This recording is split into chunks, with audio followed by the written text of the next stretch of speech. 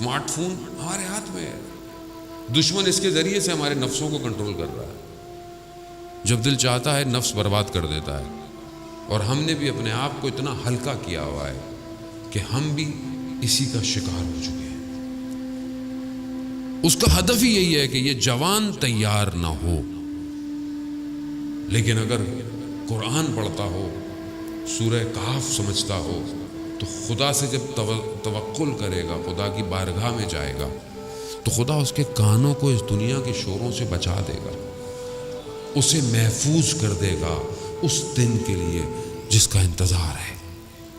لیکن اس کے لیے ظاہر ہے ہم اپنے آپ کو اپنی طرف توجہ دیں کہ ہم کہاں ہیں، میں کہاں ہوں، میں اپنے آپ کو دیکھوں کہ میں دنیا میں کتنا مگن ہوں، میرے لیے دنیا کیا ہے، اور میں کتنا اپنے وقت کے امام سے متصل ہوں، میرے دن اور رات کیسے گزرتے ہیں، میری تنہائی کیسے گزرتی ہے۔